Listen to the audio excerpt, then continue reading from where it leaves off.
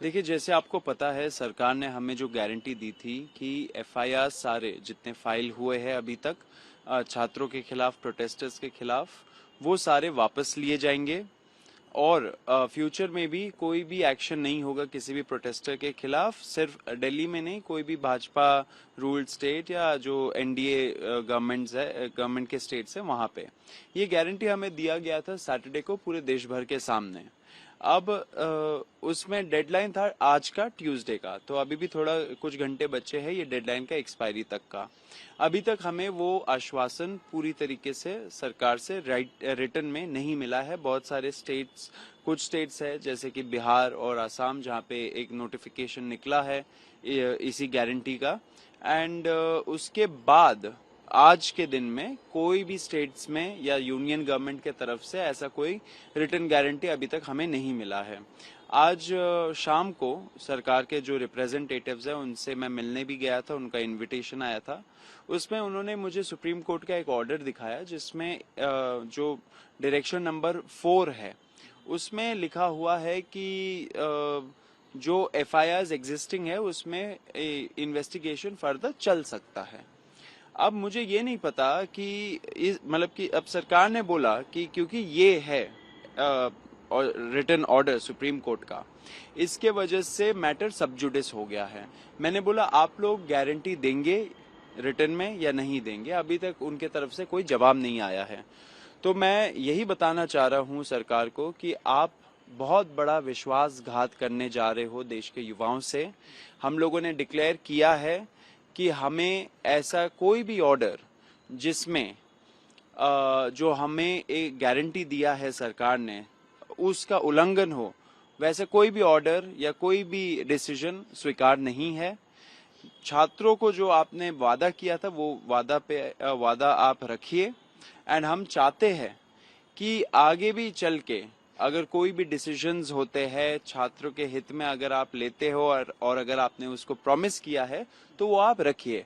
अगर आप नहीं रखते हो तो हम बता देना चाह रहे हैं कि हम लोग फिर से एक बहुत बड़ा प्रोटेस्ट का ऐलान करेंगे। दिल्ली में होगा, दूसरे स्टेट्स में भी होगा, एक तरीके से पूरा नेशन वाइड हम लोग फिर से प्रोटेस्ट करेंगे, क्योंकि जो छात्रों का हित है उस पे हम लोग काम करते रहेंगे। एंड जो जितने भी प्रोटेस्टर्स हैं जिनको टारगेट किया जा रहा है या फ्यूचर में जाके उनको टारगेट किया जाएगा, उनको हम लोग बचाएंगे, उनको हम लोग अकेला नहीं छोड़ेंगे। तो सरकार को मैं बता देना चाह रहा हूं कि आप ऐसा विश्वासघात मत करिए किसी भी युवा के साथ। आपने जो वादा किया है वो आप फुलफिल करिए।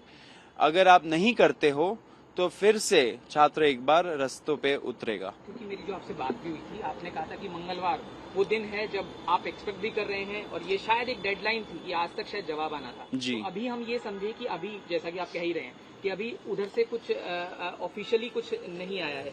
और एक सवाल अब क्योंकि मेरे मन में अब जहन में है, ये सभी पूछेंगे कि आपने कहा कि दोबारा प्रोटेस्ट की तरफ जाएंगे, तो क्या उसकी कोई रूपरेखा तैयार हो रही है? क्या उसको लेकर कुछ? देखिए, बिल्कुल होगी रूपरेखा तैयार, होगी या नहीं होगी वो सरकार के हाथों में है। अगर सरकार हमारी जो अश्योरेंसेज है वो फुलफिल नहीं करती तो हम लोग रूपरेखा भी बनाएंगे एंड रोड पे भी आएंगे। मैं ये भी बहुत क्लियर कर देना चाहता हूं कि जो सुप्रीम कोर्ट का ऑर्डर है उसमें कहीं ये नहीं लिखा है कि सरकार एफआईआर को विड्रॉ नहीं कर सकती। ऐसा कुछ भी नहीं लिखा है ऑर्डर में। सरकार इस ऑर्डर का झांसा देते हुए उसको वेपनाइज ना करे।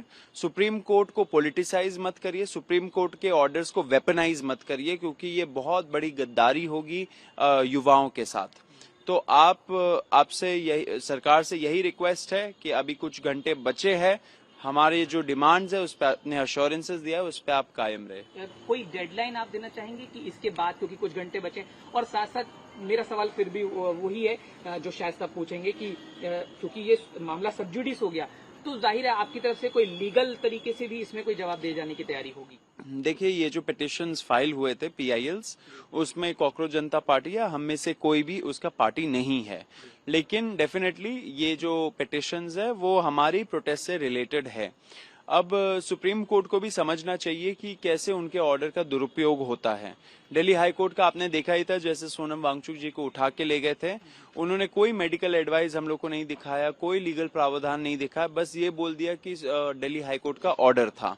लेकिन ऐसा कोई ऑर्डर नहीं था। तो सरकार अक्सर कोर्ट का ऑर्डर का झांसा देते हुए उसको वेपनाइज करके, उसको पॉलिटिसाइज करके उसका इस्तेमाल करती है अपने स्वार्थी लाभ के लिए। लेकिन ये सब चीज नहीं चलेगा। युवा देख रहा है, युवा समझता है, पढ़ा लिखा युवा है। कोर्ट को भी ऐसे इस्तेमाल नहीं होने देना चाहिए खुद को। तो आपके माध्यम से यही बोलना चाहता हूं कि कोर्ट में जो जजेस बैठे हैं उनको भी समझना चाहिए उनके साथ क्या हो रहा है, उनके ऑर्डर्स का कैसा दुरुपयोग किया जा रहा है। एंड सरकार से भी हम बोलना चाहते हैं कि अगर आप नहीं मानते हो, अगर आप अमल नहीं करते हो आपके गारंटीज पे, तो हम लोग फिर से रोड पे उतरेंगे। एंड इस बार जब उतरेंगे तो पूरा जवाबदेही लेके जाएंगे। एक आखिरी बस संक्षेप में कि चर्चा चल रही है उस बिल पर, एंटी पेपर लीक बिल पर संसद में, तो आप कैसे देखते हैं? बहुत अच्छी बात है, सब चीजों पे डिस्कशन होना चाहिए। जो सरकार अगर कुछ प्रावधानों को स्ट्रेंथन कर रही है वो अच्छी बात है। मैं ये भी चाहता हूं कि जो पुलिस ब्रुटैलिटी हुआ 20 जुलाई को, उस पे भी चर्चा होनी चाहिए, उस पे भी जवाबदेही फिक्स होनी चाहिए। सब तरीके का चर्चा स्वागत है उसका। एंड हमारा जो संसद है वो चर्चा के लिए ही बना है। कि इतने टाइम से चर्चा नहीं होता था संसद में, वो बहुत दुर्भाग्यपूर्ण चीज है। अब हो रहा है, अच्छी बात है।